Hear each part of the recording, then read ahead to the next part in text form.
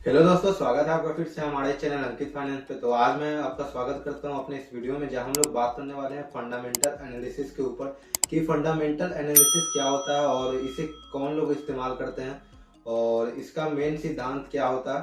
तो सब कुछ जानेंगे डिटेल में, वीडियो में अंत तक बने रहें। तो चलिए शुरू करते हैं।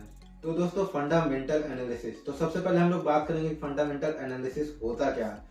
तो फंडामेंटल एनालिसिस का मतलब होता है जब हम लोग किसी स्टॉक के बारे में डिटेल में एनालिसिस करते हैं कि वो उसका बिजनेस मॉडल कैसा है, उस कंपनी के ईयर ऑन ईयर प्रॉफिट कैसे आ रहे हैं, उस कंपनी का ग्रोथ कैसा हो रहा है, उस कंपनी में अगर उस कंपनी के ऊपर डेब्ट कितना है, यानी कि उसके ऊपर कर्जा कितना है, वो कंपनी में होल्डर्स कितने, मतलब कौन कौन बड़े बड़े इन्वेस्टर हैं जो और कौन कौन उसके इन्वेस्टर हैं जो उस कंपनी के स्टॉक्स को बेच रहे हैं। और इससे हम ये सब करने का मेन मुद्दा ये होता है कि हम लोग उस स्टॉक में इन्वेस्ट करें लॉन्ग टर्म के लिए या ना करें।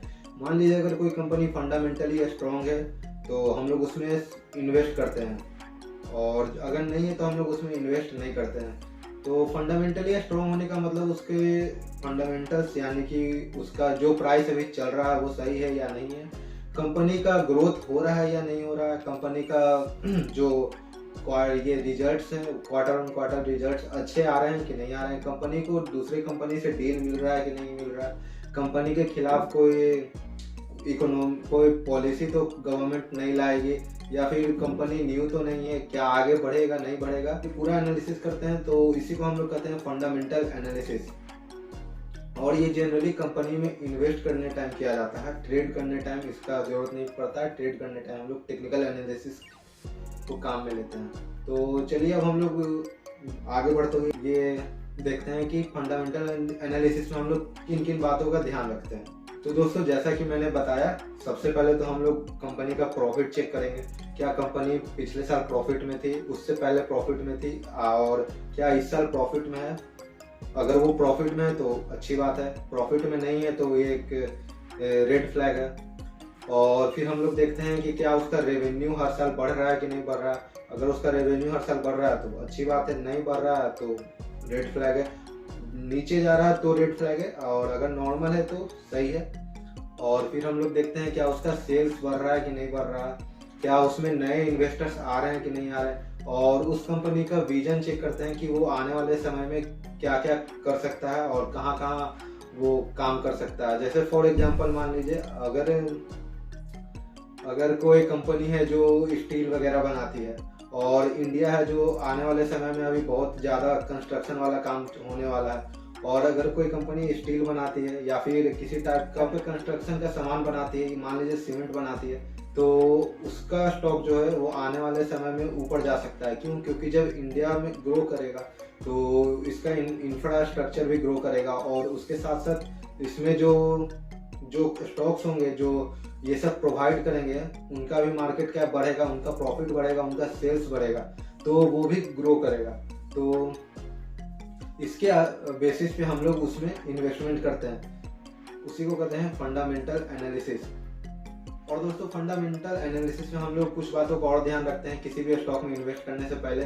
तो सबसे पहला बात हम लोग तो ये देखते हैं कि जिस प्राइस पे हम लोग उस स्टॉक को खरीदने वाले हैं, क्या वो सही है या नहीं है। अगर आप लोग अच्छा कंपनी में ज़्यादा ऊपर खरीद लेते हैं, उसके ऑल टाइम हाई पे खरीद लेते हैं दोस्तों, तो वो आपको लॉन्ग टर्म में बेनिफिट देगा लेकिन शॉर्ट टर्म में बेनिफिट नहीं देगा। फॉर एग्जांपल, अगर कोई स्टॉक 500 पे है और आप उसमें इन्वेस्टमेंट करते हो और वो 2 महीने बाद 300 पे आ जाता है, तो वो आप जानते हो और सब कोई जानता है कि वो स्टॉक बहुत मजबूत है, वो आने वाले समय में 1000 जा सकता है, लेकिन आपका जो इन्वेस्टमेंट था वो ऑलमोस्ट 50% डाउन चला जाता है।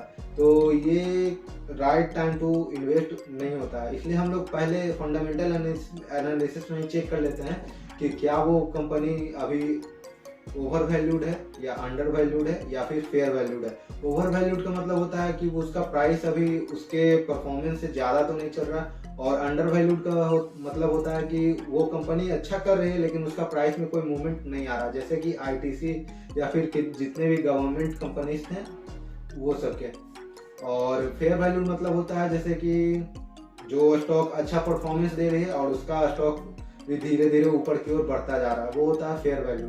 तो इन सब बातों का भी हम लोगों को ध्यान रखना पड़ता है फंडामेंटल एनालिसिस में। और दोस्तों इसमें हम लोग कुछ रेशियो का भी ध्यान रखते हैं, जैसे कि प्राइस टू अर्निंग रेशियो और अर्निंग बिफोर इनकम टैक्स और डेट टू इक्विटी रेशियो, यानी कि उस कंपनी के पास कितने का एसेट है और उसके ऊपर कर्ज कितना है, ये सब हम लोग देखते हैं। अगर आपको नहीं मालूम ये सब क्या होता है तो आप लोग मेरी वीडियो देख सकते हो, मैंने इस पे सेपरेट वीडियो बना रखा है। और and last but not the least, fundamental analysis हम लोग जब भी करते हैं तो लॉन्ग टर्म इन्वेस्टमेंट के लिए करते हैं, और शॉर्ट टर्म के लिए हम लोगों को टेक्निकल एनालिसिस करना होता है। अगर आपको नहीं पता टेक्निकल एनालिसिस क्या होता है तो आप लोग मेरी वीडियो देख सकते हैं। और अगर आपको ये वीडियो पसंद आई हो, आपको समझ में आया हो कि फंडामेंटल एनालिसिस क्या होता है और कब किया जाता है, तो आप इस वीडियो को एक लाइक जरूर करें। और अगर आप इस चैनल पे न्यू हो तो प्लीज़ इस चैनल को सब्सक्राइब कर दें, और वीडियो अच्छी लगे हो तो अपने दोस्त को जरूर शेयर करें।